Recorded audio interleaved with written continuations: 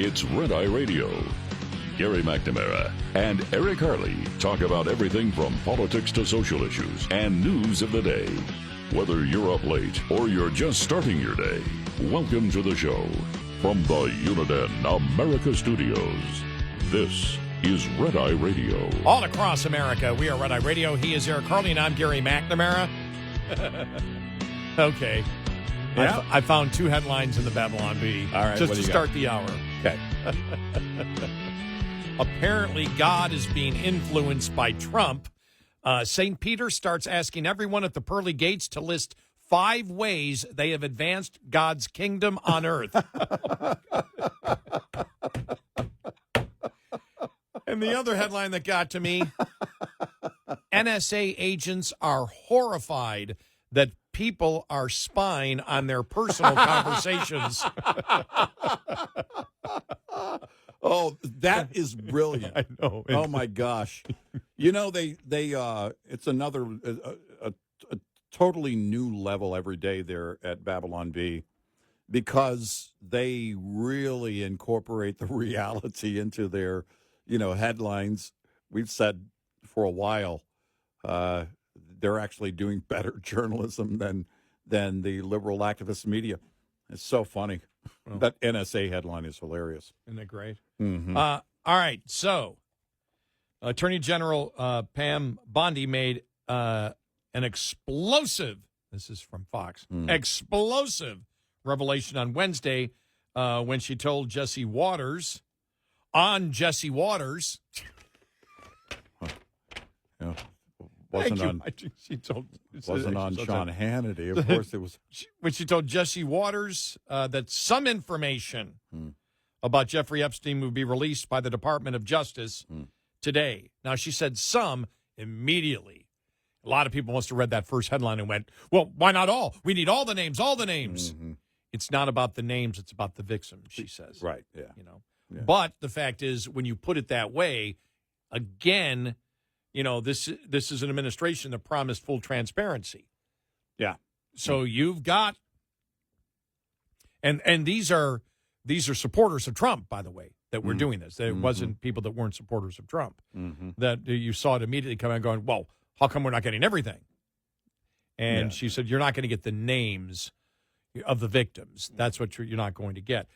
But it should have been clarified. You're going to either get all the names of the people that were there, the adults that were there, or not. Right, yeah. And explain why that if you put the name out of the person who was the adult who was at the island, are you saying that some of those adults were victims?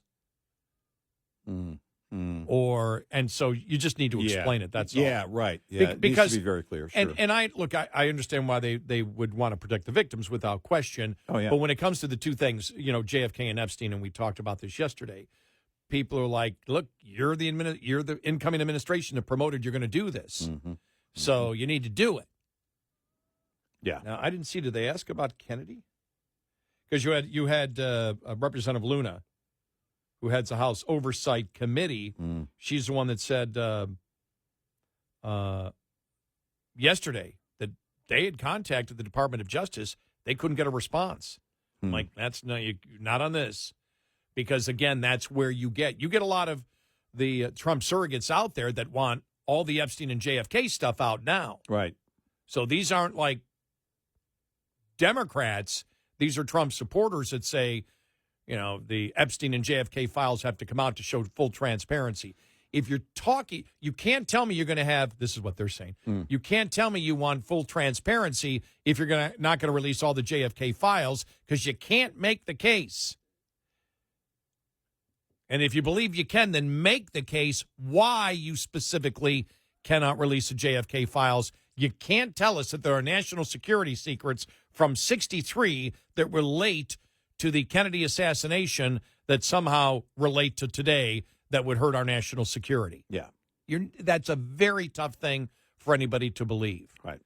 And so, again, it's more, are these things critical for the survival of the nation? These two topics? No. Should there be transparency? Because you said there's going to be transparency. Yes. And we do need to know what happened on Epstein's Island. Yeah, absolutely. We do need to know what happened there. And we do need to know about JFK, too. So Sure. Just really interesting. This was Chief Justice John Roberts pauses the judge's order for the Trump administration to pay foreign aid contractors by midnight. Really, really interesting that you had the Supreme Court jump in on this. One of the people that we always go to when it comes to legal stuff is Margot Cleveland. She does a great job, and she wrote on X last night. So for those who weren't following this for the last 2 days, what happened in short is a federal district court judge ordered the Trump administration to pay out about $2 billion in money under contracts by midnight tonight, purportedly to enforce a temporary restraining order.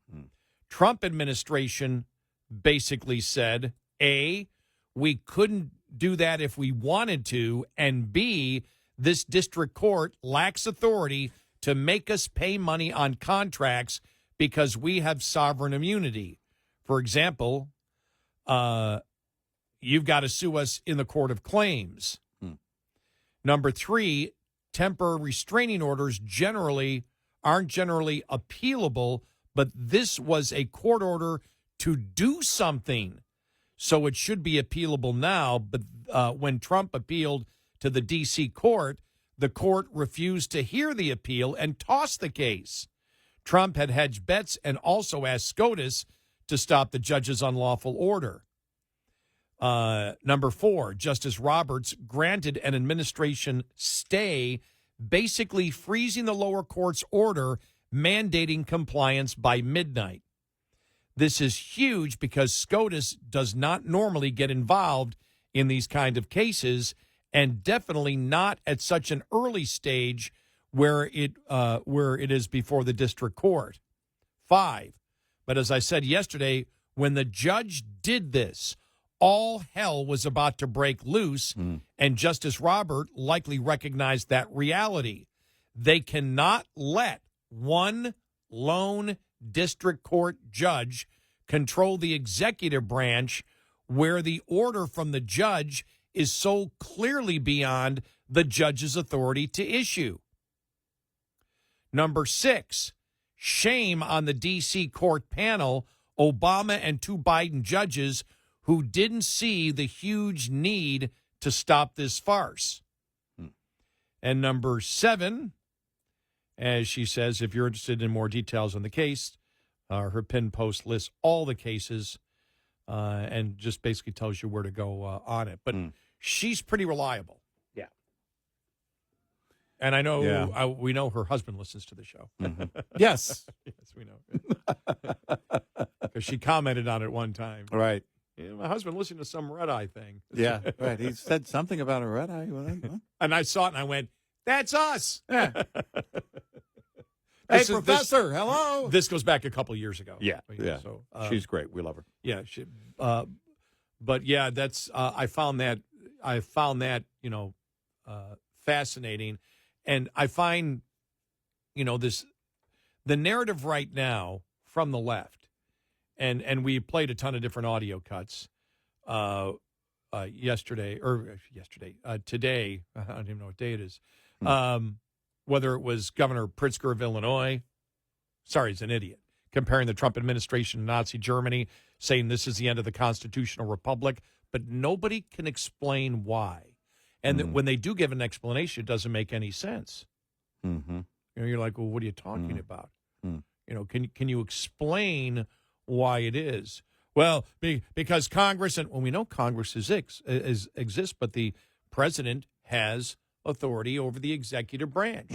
And those are also lined out in the Constitution, and there's precedent there. Right. I want to play this here because this is Scott Jennings with Torre, for the former host of MSNBC. This guy's just a radical nut. But listen to how this conversation goes.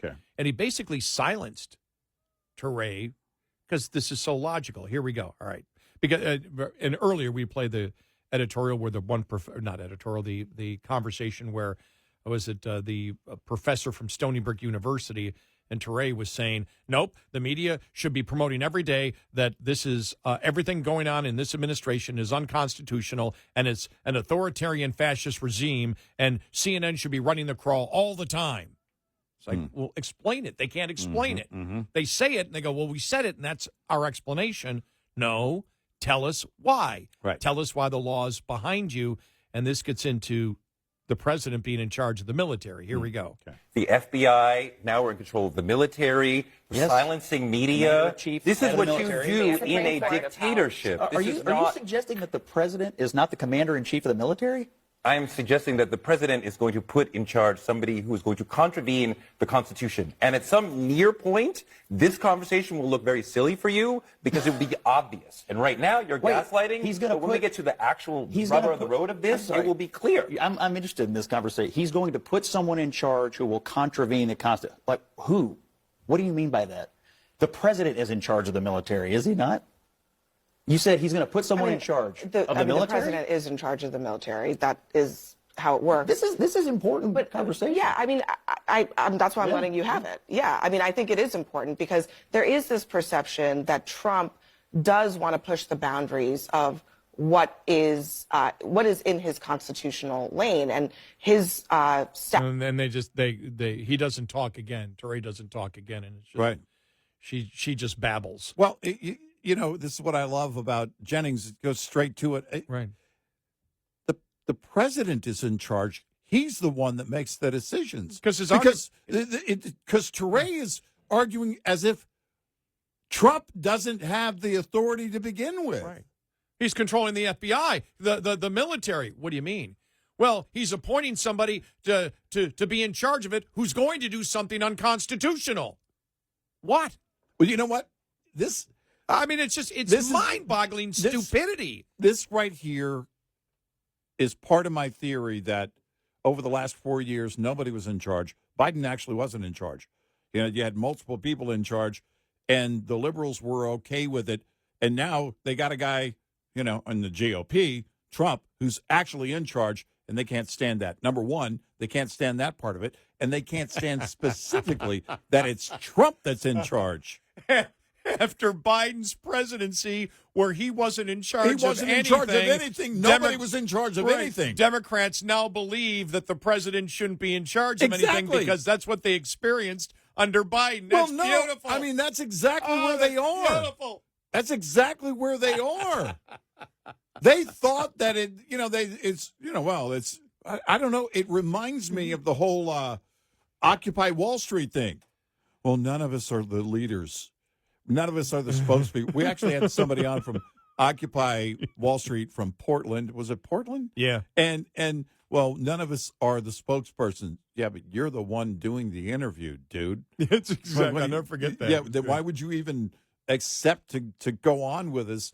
Well, we can't. None of us can speak for it. Well, you just did. Then how do you communicate a message effectively? Exactly. And for them, they didn't want anybody. You know, they were good with nobody being in charge. This is, by the way, the activist judges here also that are trying to put the block in front of Trump.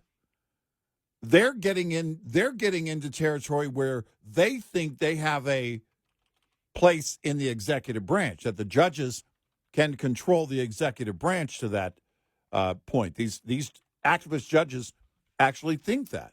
Oh, we'll stop Trump. No, you won't. Oh my gosh. It makes sense. Occupy Wall Street was almost 13 years ago. Oh, my gosh. And so now all those people involved in Occupy Wall Street, the college students are in their 30s and now working for Democrat administrations and probably in the Biden administration where they said, well, look, this guy's not in charge of anything. He doesn't even know what he's in charge of. We don't have anybody in charge. Nobody should be in charge. Right, so nobody should be in charge and just whatever. We'll just throw stuff out. Right. And it did seem like that, didn't it? Because there was no organization at times. And so now a president comes in and wants to promote his constitutional authority, and they're like, the president doesn't have any authority for anything. Well, but the real professors here are people like Scott Jennings and Stephen Miller, who are having to actually explain it to these people. You know, it's what you just heard here from Scott Jennings is him saying, well, he's the president. He has the authority. We do not live in a parliamentary system. No, this is not the president is not a prime minister. No. It's like, thank goodness. They have no idea. They're completely clueless. It's just great. I keep talking. Bring Joy Reid back. Yeah. Look, we need more material. We need to thank Scott Jennings a little bit more because, man, he's in the trenches, isn't he? Yeah. Wow. Yeah. Yeah. 866-90 Red Eye. This morning's USDA Farm Report is brought to you by Howe's Products. Tested, trusted, guaranteed since 1920. A comprehensive strategy to curb impacts of highly pathogenic avian influenza on the nation's poultry and egg industries and its consumers. We are investing up to $1 billion to combat avian flu and reduce egg prices for consumers. USDA Chief of Staff Kaylee Takash-Bowler Wednesday discussing the five-pronged strategy with reporters. The breakdown includes we are going to invest in biosecurity measures for all U.S. poultry producers through expansion of USDA wildlife biosecurity assessments, starting at the egg-laying facility level, increasing our indemnity rates and really allowing farmers to better accelerate their repopulation. Actions to reduce regulatory burdens on egg and poultry producers and explore temporary egg import options are part of the strategy, as well as put up to $100 million in this bucket for innovation, focused on HPAI vaccine research. I'm Rod Bain reporting for the U.S. Department of Agriculture in Washington, D.C. This report brought to you by Cenex Fuels and Lubes. We'll be right back with more Red Eye Radio with Eric Harley and Gary McNamara.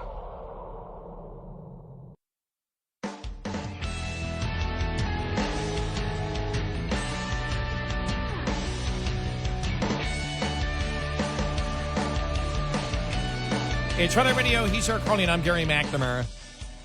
Let me play the beginning of this again here.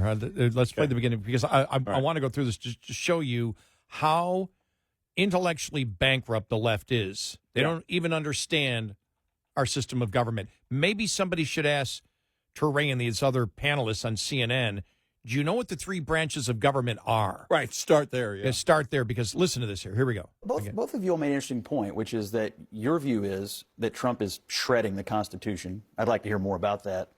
But that it seems to me that you all both believe that the unelected part of our government, the bureaucracy, has a responsibility to resist the political leadership. Is that your view? That's not actually That's what not we at all said. We what I said they are Yeah, it is. upholding the Constitution, the principles of the Constitution, and at times How that we is have Trump seen. shredding the Constitution?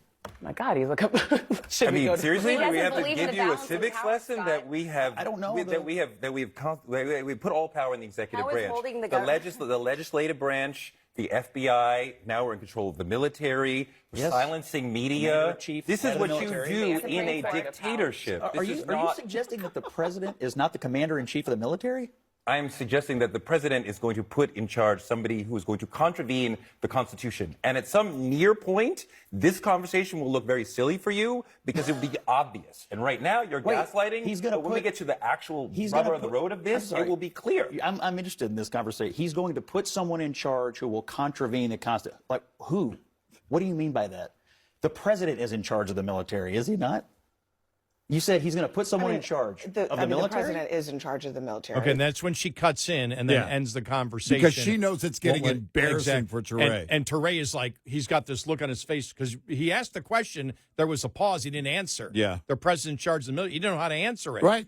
And so, and we'll get to this because this is just amazing how intellectually, I can't believe they allow people to have a national presence who are saying, we believe in the Constitution, and they don't have a clue about the Constitution. Not a clue.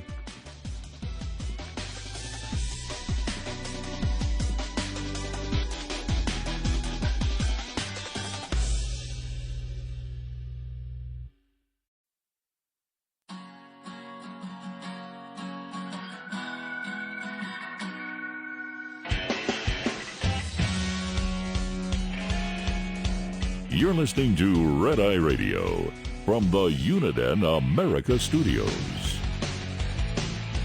It's Red Eye Radio. He's Eric Harley, and I'm Gary McNamara. Good morning. Thanks so much for being here. Download our Red Eye Radio app today, and you can listen when and where you choose. Really interesting, and we give credit to Scott Jennings because on the CNN panel discussions, there's 5 people, 5 liberals in that panel, and Scott Jennings. Yeah. And the fact is, we get to explain everything of what we believe, and we can get to the minutia of it. He can't. He has very little time to do it. Right. And when he starts making a great point, everybody starts talking over him. Yeah. Or it's time to change the topic and go to something else. Mm-hmm. When you have Touré or you have that other professor that's saying that that under the Trump administration, it's an authoritarian fascist regime. Mm-hmm. And so Scott Jennings asked Touré, the former MSNBC host, who, man, did he ever get in trouble and told falsehoods, was accused of sexual harassment, had to apologize. He's had a very, should I say, I don't know what the word would be. Questionable activities while he was employed with MSNBC. But there they are, and I don't know who the other guest was. I don't know who she was. But he said, what are they breaking in the Constitution? What do you mean? And so they get all up in this. What do you mean? We got to explain to you? It's taking over the FBI, taking over the military. It's like, what are you talking about? Right. He's the commander-in-chief. Constitutionally, he is the head of the military. What do you mean he is doing something authoritarian and outside the Constitution? Well, he's going to assign somebody to run the military who's going to do something unconstitutional. And then, this whole, and just you wait, Scott. Right. You're going to look back on this. And he just, because you could tell he was losing ground. Yep. He's drowning. He's underwater in his argument, which is so weak. And then she had to step in and say, well, we all know that the president is in charge. We all know. No, we don't all know. Look over at Touré. He apparently doesn't know that. Right. Doesn't know that the president's commander-in-chief, and the president is the head of the executive branch, and he has authority under the Constitution, as we went through last week, to do a variety of different things as we have brought out. Right. And any place where there is a question on what his authority is, he's going to the courts. Yep. And others are going to the courts in opposition, and that's what you do. Right.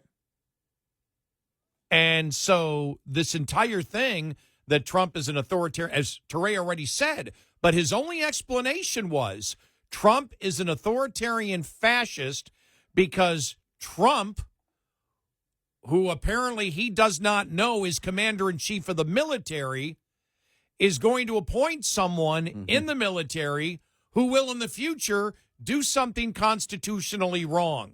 Yeah. I mean, you're dealing with first-grade mentality here. Yeah. And I'm You really sorry, are. maybe I'm insulting first graders. Right, yeah. That was his argument, because I'm trying to find what's the argument, what is the specific, and they believe that outrage and it's Trump. Yeah, right. I don't care. Explain to me. You claim you know how the Constitution works. Tell me what he is doing that is unconstitutional. And his answer was, Trump, with the authority that he has, will appoint someone to run the military or the FBI who will sometime in the future do something unconstitutional. Right. Well, how do you know that? Right. He doesn't. And then they end the conversation before he can even get to that particular point. And that's what you're going to see a lot of now. That's why they want the 5 or 6 to 1, because they know if it's Scott Jennings alone with one other person where you argue it, if it was him and Touré, then he could get out the complete argument and blow him out of the water. And what I mean is, a complete argument is what he needs to do is said, okay, get Stephen Miller, out here and his hand puppet to explain. The hand puppet came from the Babylon Bee. Basically, that Stephen Miller, there's a picture of Stephen with the hand puppet, as he did last week, explaining how the executive branch works. Exactly. Said, apparently you people don't know. Here's how it works. And by the way, has anybody disagreed with him? No. You can't disagree with him when you bring up the facts about the United States Constitution. Now, maybe they're talking about the way they wish the Constitution to be. Right. We talk about what the Constitution actually is and what the three branches of government are and what the role is of the legislature, what the role is of the executive branch, and what the role is of the courts. Yep. And by the way, the courts get it wrong. And the courts have done things that are unconstitutional. Judges have done things that are unconstitutional. We know that because they've been overturned by higher judges. Mm-hmm. Mm-hmm.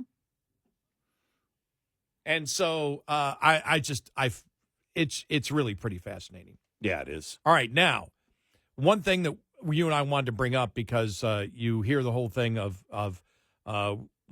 the accusations that the president with DOGE is going to cut Social Security and Medicare. Mm-hmm. It's like, we've never said that. No. You people are saying that. That's another thing. They sit in their own bubble, in their own echo chamber. They keep repeating the same thing that the president's never said, and then continue to say that that's what the president's going to do. Well, I haven't said that. Now, when it comes to Medicaid, because the talk about is Medicaid, there's an easy answer to that with Medicaid. And I was wondering, yesterday I was thinking about it. I go, well, Republicans got to start bringing up that we're not talking about, single mothers with small children. When Medicaid, when you talk about where we can reduce it, it's fully capable adults who aren't working and are collecting Medicaid. Right. And you're saying that doesn't happen. I know it happens. Yeah. How do I know? I know two people that are collecting on Medicaid and do the minimal that they have to do to work. Maybe a part-time job here or there. But are they fulfilling their full potential as people that have plenty of time to work? No, they are not. No. Well, that's who I'd be looking to get. And I was thinking about that yesterday. I go, why don't the Republicans do it? And Mike Johnson said it yesterday. Here we go. Here's part of this conversation.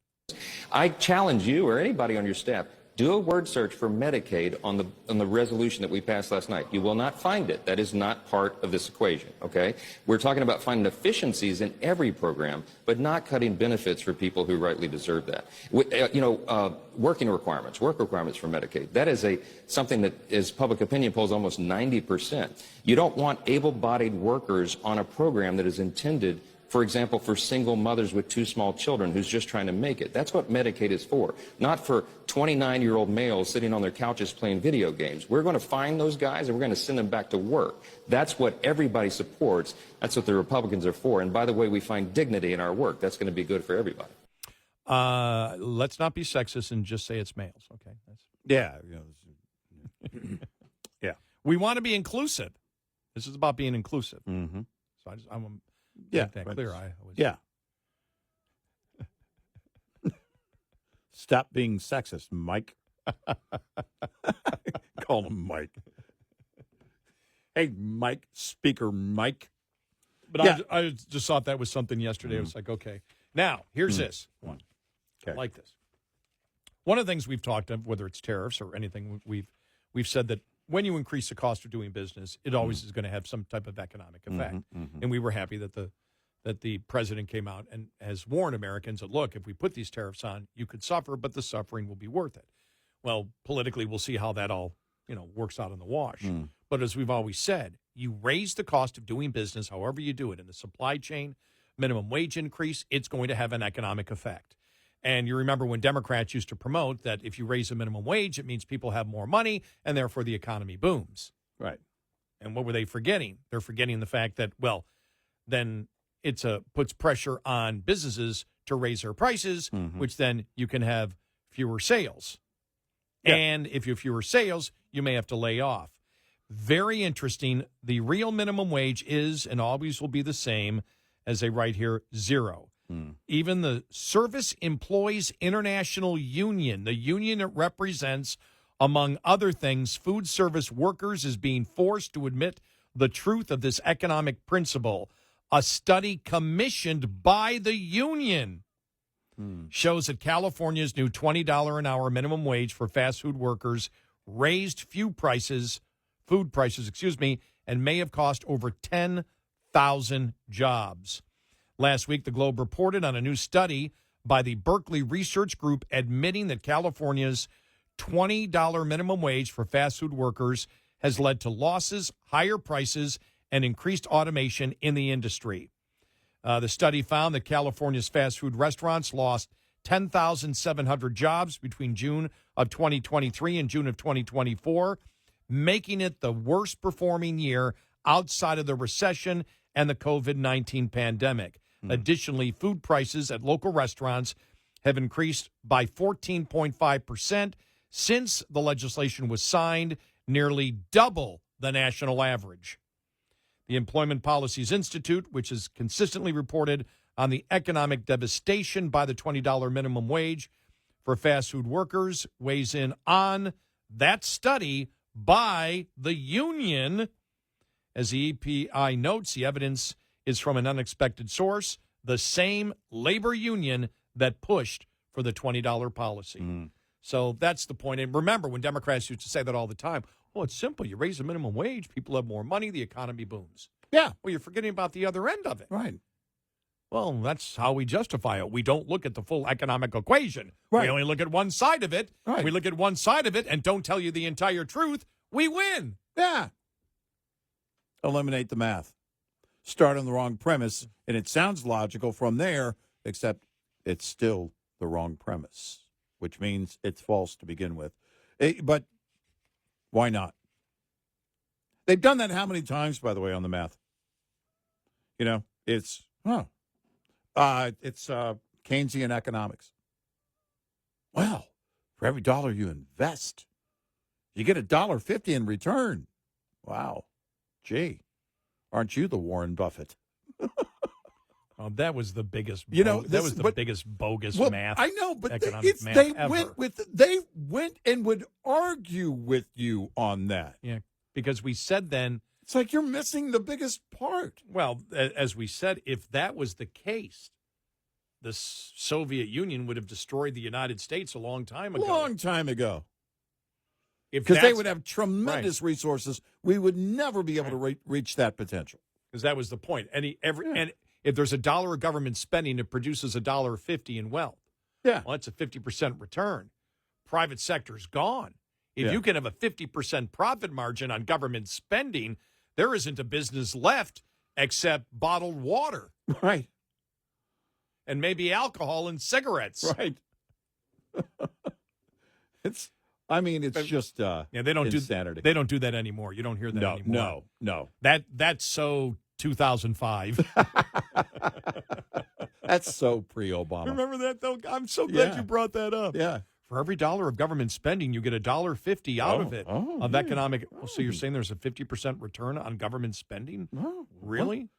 Why? Well, why isn't this? Count me in for two. Put me in for two. Please raise my taxes. Let's go. Come on. Wow, it's so stupid. I know. Yeah. Golly. Yeah. Just amazing. What a fun day this has been. This has been I know. a sad day with the breaking news of Gene Hackman. Yeah, sad day there.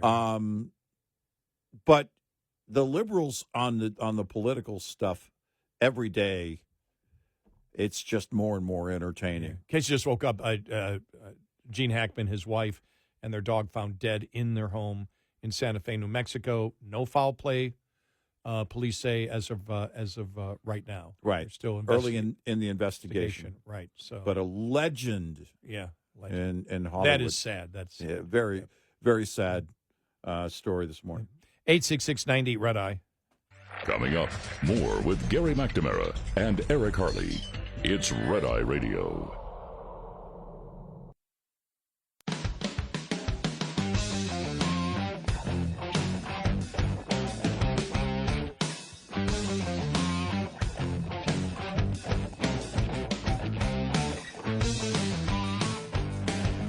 It's Friday Radio. He is Eric Harley, and I'm Gary McNamara. Well, the Epstein list is supposed to come out today. We'll see, how much of it comes out and what the explanation is. Because the explanation yesterday, as I saw from the Attorney General, was we're going to release the names, but we won't release all the information we have because of the victims' names. That I understand. Yeah, but well, right. You need to explain what you're going to release and why you're not going to release some of the information and whether you're releasing all of the names of the people that weren't victims.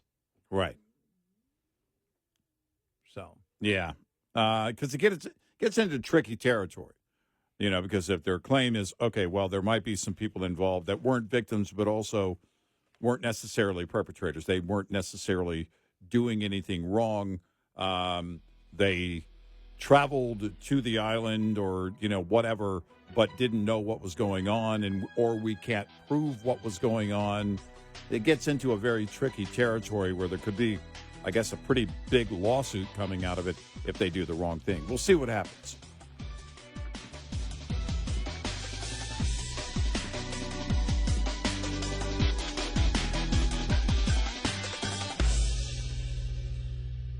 This is Red Eye Radio on Westwood One.